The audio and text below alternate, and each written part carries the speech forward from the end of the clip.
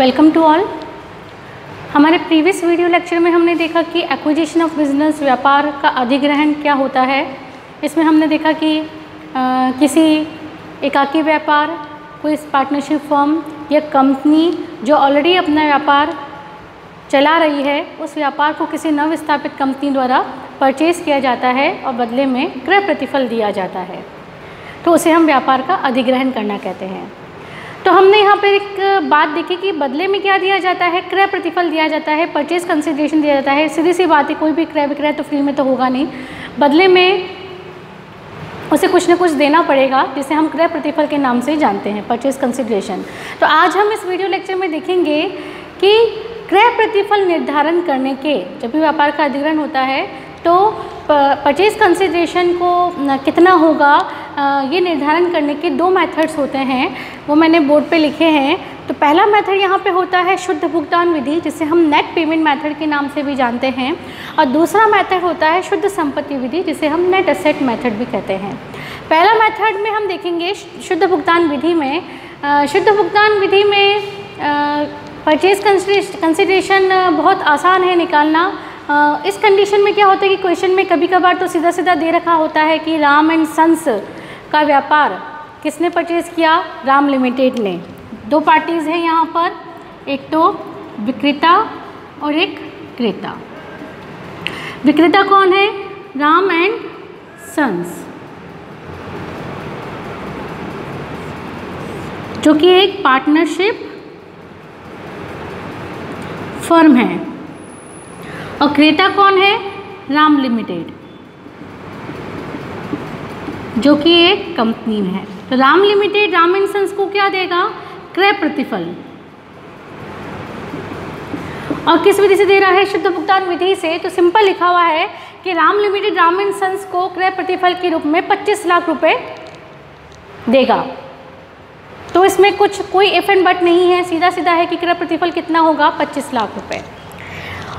दूसरे और भी तरीके होते हैं शुद्ध भुगतान विधि में। क्वेश्चन में इंफॉर्मेशन जो दे रखी होती है, उसके आधार पर हमें क्रय प्रतिफल निकालना होता है। जैसे कि ऐसे अलग अलग मोड ऑफ पेमेंट दे रखे हैं क्वेश्चन के अंदर, जैसे कि राम लिमिटेड ने राम एंड सन्स को 10,000 इक्विटी शेयर्स दिए, जिसकी फेस वैल्यू कितनी है, 10 रुपये हैं, और कितने पर इशू किए हैं, कितने पे दिए हैं, 25 रुपये पर दिए हैं। इसके अलावा 1,000 डिबेंचर दिए हैं एट द रेट ऑफ 100। इसके अलावा 1 लाख का कैश दिया है। तो इस कंडीशन में क्रय प्रतिफल कितना होगा, अलग अलग मोड ऑफ पेमेंट दे रहे हैं, कुछ तो इक्विटी शेयर्स दे रहे हैं, कुछ डिबेंचर्स दे रहे हैं, कुछ नकद भुगतान कर रहे हैं। तो अगर हम तीनों को ऐड कर दें तो क्रय प्रतिफल ज्ञात हो जाएगा। ऐड करते वक्त ध्यान रखना है कि 10,000 इक्विटी शेयर की फेस वैल्यू भले ही 10 रुपये है, लेकिन वो कितने रुपए वाले हैं, उसकी मार्केट प्राइस कितनी है, 25 रुपीज़। तो परचेज कंसिडरेशन में हमें उसे किससे मल्टीप्लाई करना है, 25 रुपये से।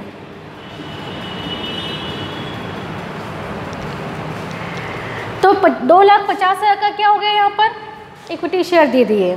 इसके अलावा 1,000 डिबेंचर दिए हैं 100 रुपये वाले, तो 1 लाख के क्या हो गए, डिबेंचर्स हो गए, और कैश कितना दिया है, 1 लाख रुपए। तो इसका मतलब टोटल परचेज कंसिडरेशन यहाँ पे कितना हो गया, 4,50,000। तो इस तरीके से शुद्ध भुगतान विधि में एक तो आपको सीधा सीधा दे रखा होगा कि 25 लाख रुपए में व्यापार क्रय किया तो 25 लाख रुपए क्रय प्रतिफल हो जाएगा। दूसरे तरीके में क्या होगा कि इसमें अलग अलग मोड ऑफ पेमेंट आपको दिया हुआ होगा कि इतने इक्विटी शेयर्स दिए हैं, इतने प्रेफरेंस शेयर्स दिए हैं, डिबेंचर्स दिए हैं, कैश पेमेंट किया है। तो उन सबको ऐड करके जो टोटल निकल जाएगा वो उसका क्रय प्रतिफल की राशि निकल जाएगी। कभी कभी क्या होता है, अलग अलग साझेदारों को भी पेमेंट किया हुआ होता है, जैसे कि क्वेश्चन में दे रखा है अलग अलग कि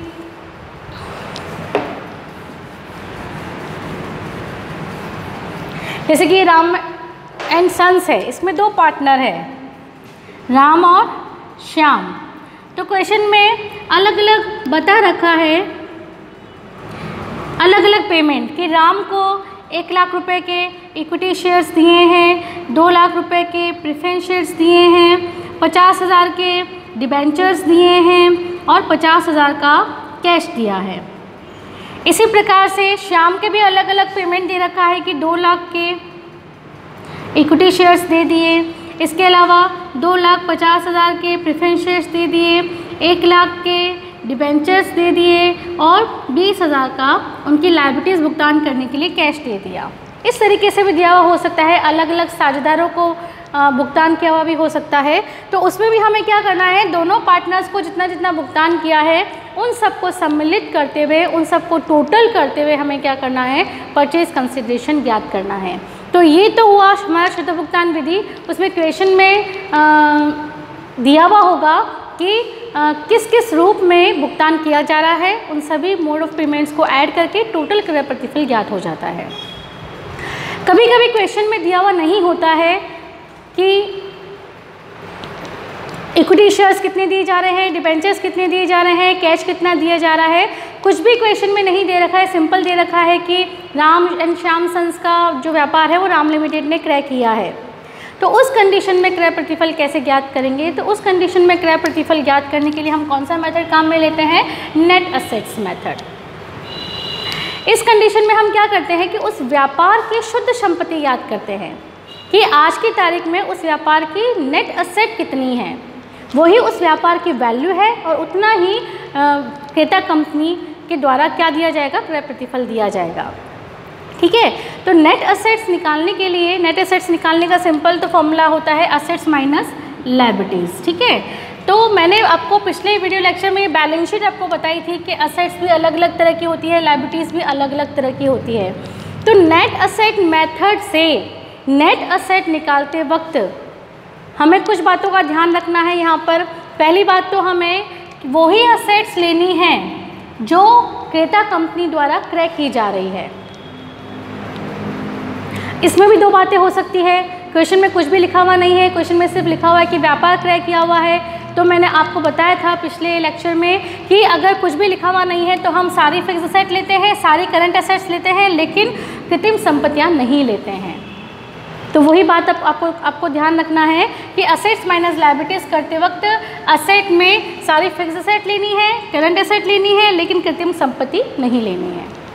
लेकिन अगर क्रेता कंपनी द्वारा विक्रेता की सारी संपत्तियां नहीं क्रय की जा रही है तो उस कंडीशन में क्वेश्चन में दे रखा होगा कि इस संपत्ति को छोड़कर ये संपत्तियां क्रय की गई। फॉर एग्जांपल कि अगर डेटर्स उसके द्वारा क्रय नहीं किए जा रहे हैं या प्लांट एंड मशीनरी उसके द्वारा क्रय नहीं की जा रही है, तो सीधी सी बात है शुद्ध संपत्ति निकालते वक्त उन संपत्तियों को ऐड नहीं किया जाएगा। वही संपत्तियां लेनी है जो क्रेता कंपनी द्वारा क्रय की जा रही है। सारी क्रय की जा रही है तो उसमें हमने कृत्रिम संपत्तियां तो हर हाल में नहीं लेनी है। ठीक है, अब इसमें से भी हमें वही असेट्स लेनी है जो क्रय की जा रही है। सारी क्रय कर रहे हैं तो सारी लेनी है, उसमें से कुछ छोड़ रहे हैं तो उनको हमें नहीं लेना है। दूसरी बात में यहाँ पे ये ध्यान रखनी है कि उन्हें रीवैल्यूएशन प्राइस पर लेना है, पूर्ण मूल्यांकन मूल्य पे लेना है। मतलब आज की तारीख में उस असेट की मार्केट प्राइस कितनी है उस वैल्यू पर, अगर क्वेश्चन में वो वैल्यू दे रखी है तो हमें उस वैल्यू पर लेना है। अब सीधी सी बात है, क्वेश्चन में रिवैल्यूएशन प्राइस ही नहीं दे रखी है तो हमें किस वैल्यू पे लेना है, बुक वैल्यू पे लेना है। बुक वैल्यू मतलब जो उसकी बैलेंस शीट में वो जिस मूल्य पे दर्ज है संपत्ति उस मूल्य पे लेना है।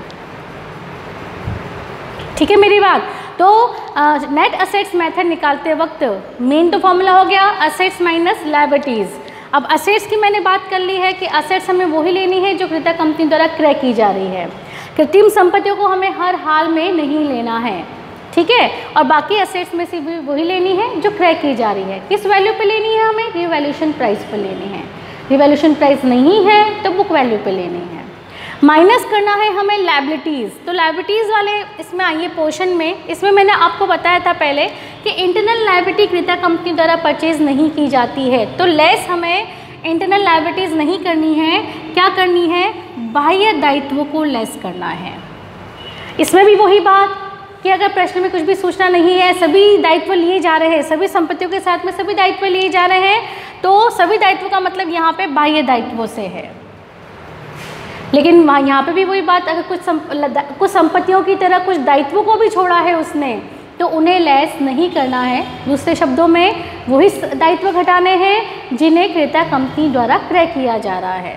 फॉर एग्जाम्पल अगर उसने क्रेडिटर्स नहीं लिए हैं तो उसे लेस नहीं करना है नेट एसेट निकालते वक्त। क्लियर है मेरी बात? दूसरी बात किस वैल्यू पे करना है, तो वही बात उसकी रिवैल्यूएशन प्राइस अगर दे रखी है कि उसे इस मूल्य पे लिया गया तो उस वैल्यू पर ही हमें लेस करना है। नहीं दे रखा है कुछ भी तो उसकी जो पुस्तक मूल्य है, जिस मूल्य से वो बैलेंस शीट में वो लायबिलिटी दर्ज हो रखी है, उस वैल्यू पर उसे लेस करना है।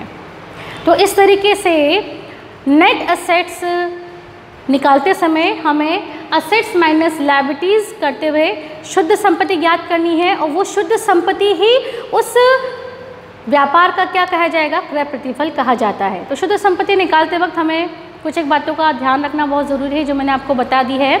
अब इसे हम इक्वेशन के माध्यम से समझेंगे कि किस तरीके से हम शुद्ध संपत्ति विधि द्वारा क्रय प्रतिफल ज्ञात करते हैं। ठीक है।